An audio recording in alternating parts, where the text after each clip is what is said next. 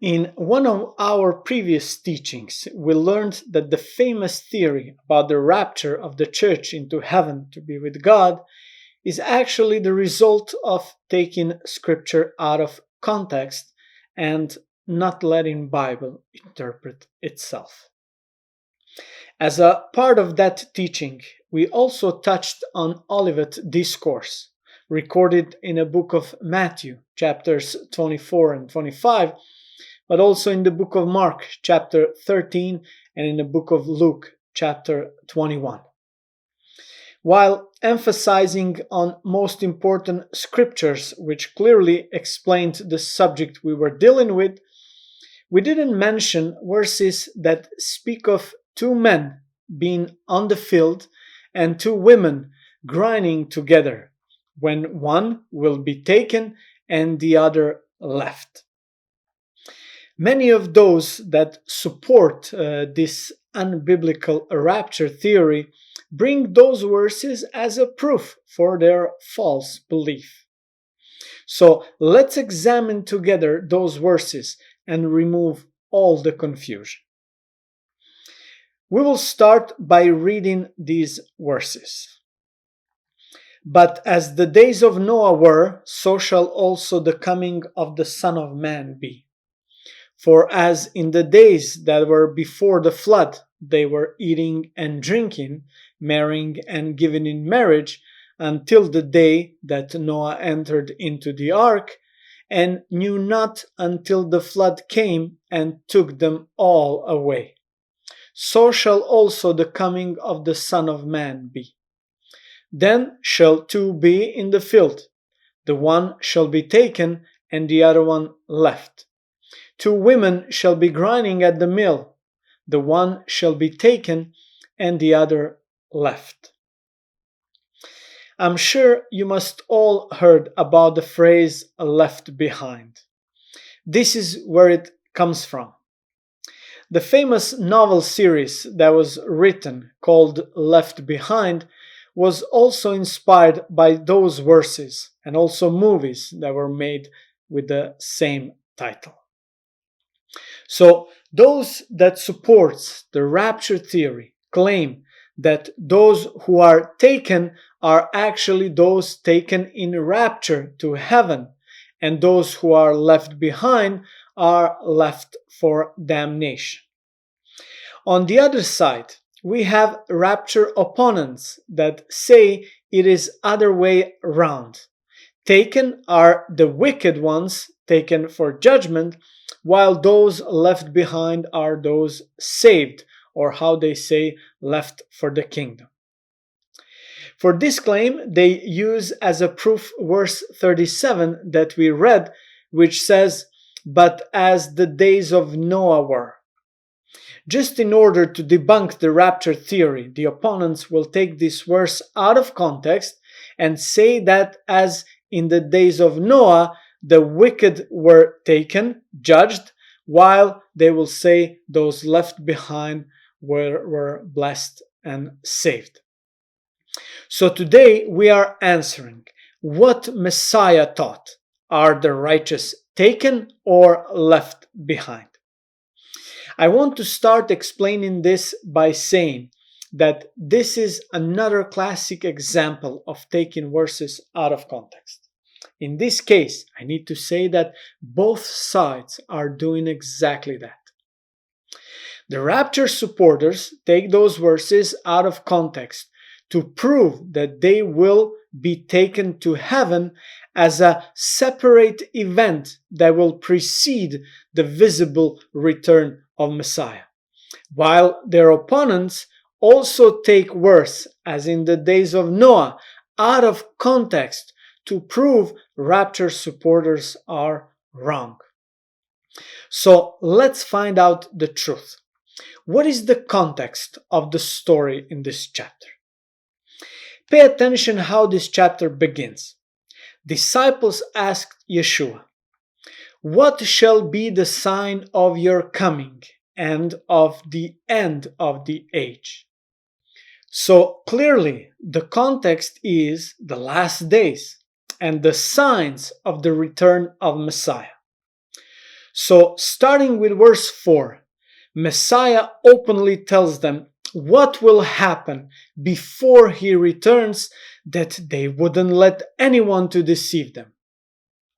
Then he tells them how the beginning of the sorrows will look like.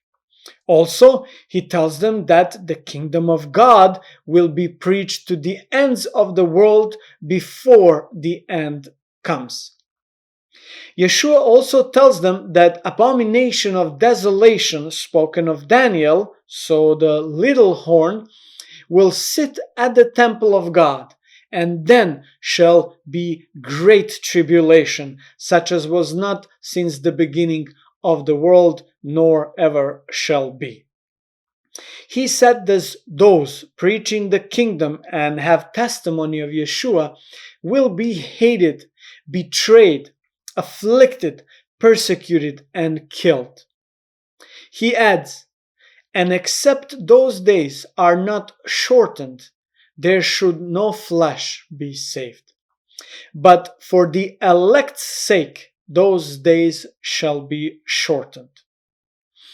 He also tells them that shall arise false messiahs and false prophets, and shall show great signs and wonders, insomuch that, if it were possible, they shall deceive the very elect.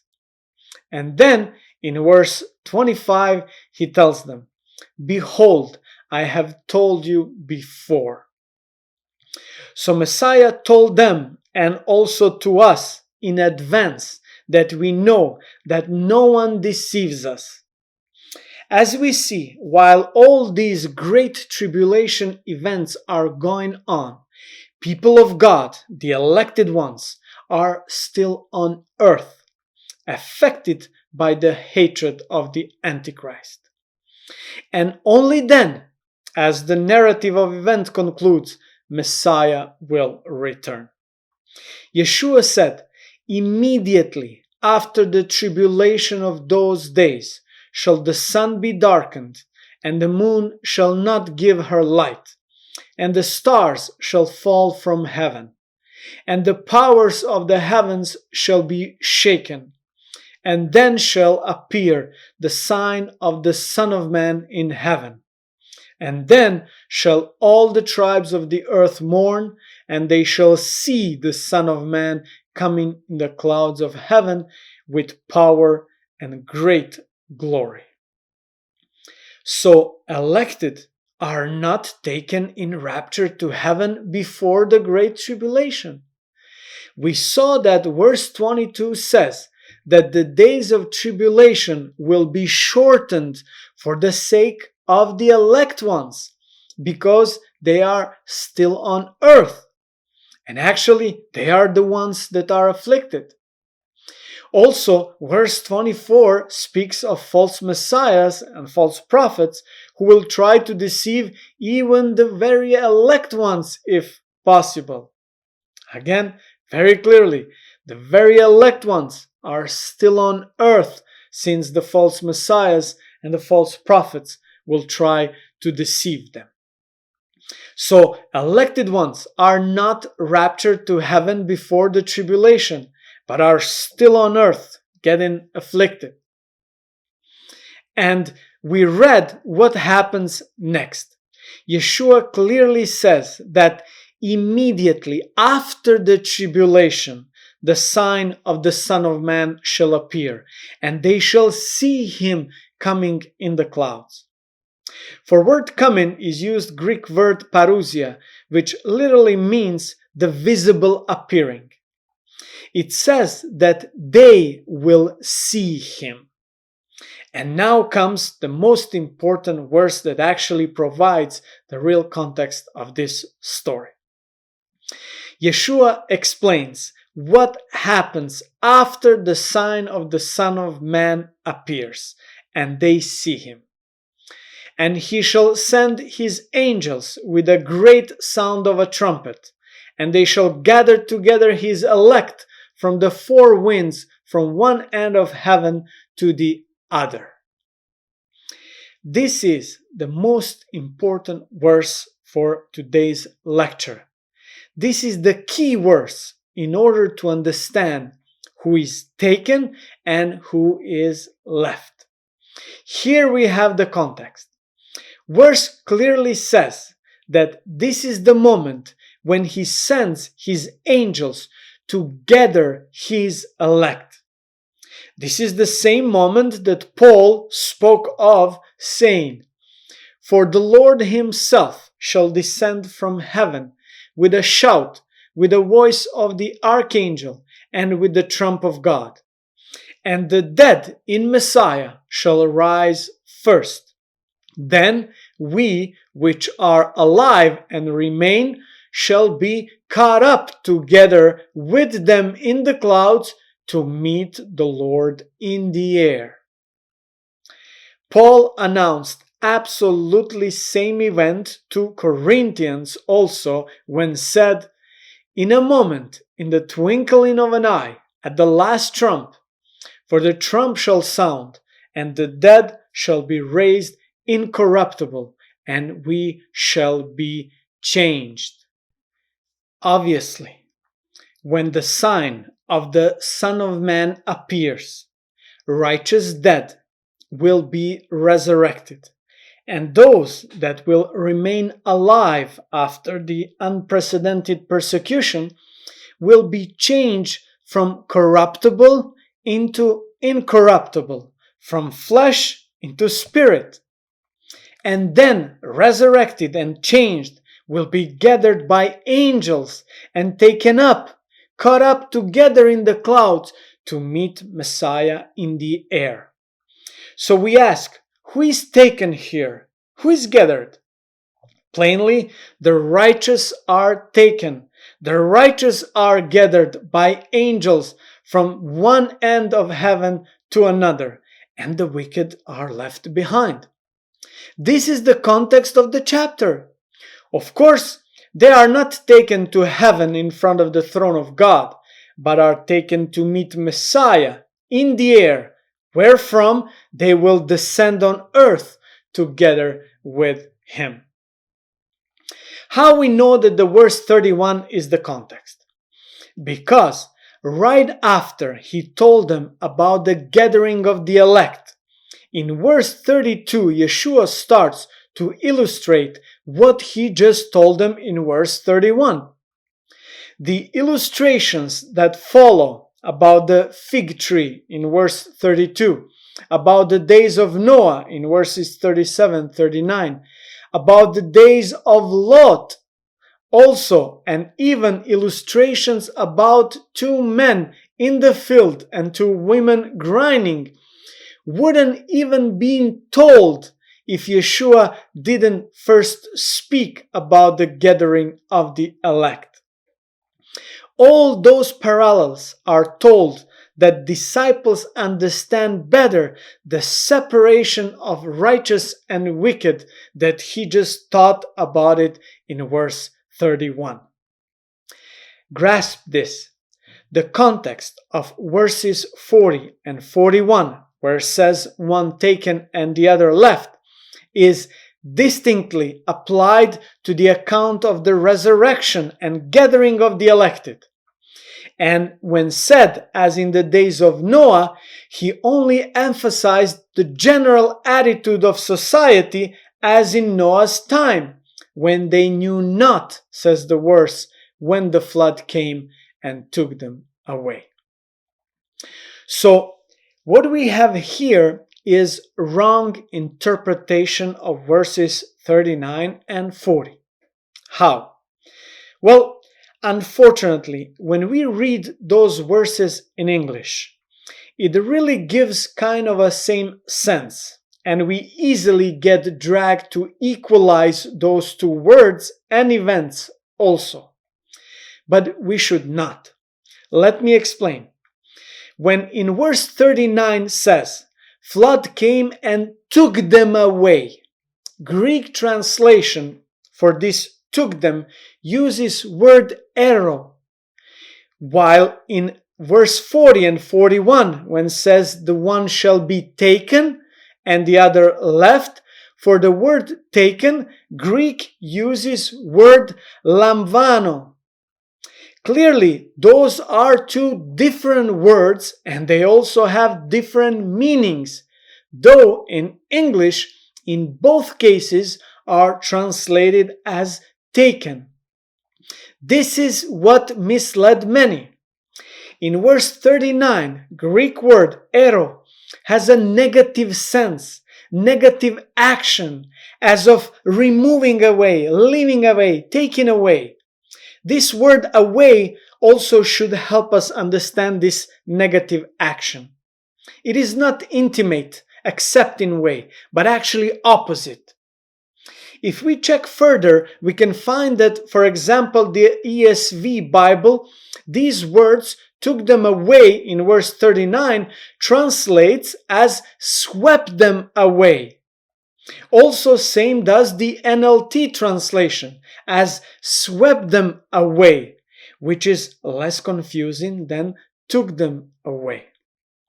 While in verses 40 and 41, where it says one is taken, Greek word lamvano for taken is always used in positive sense, as in very intimate sense, intimate way, as receiving, collecting, picking, taking.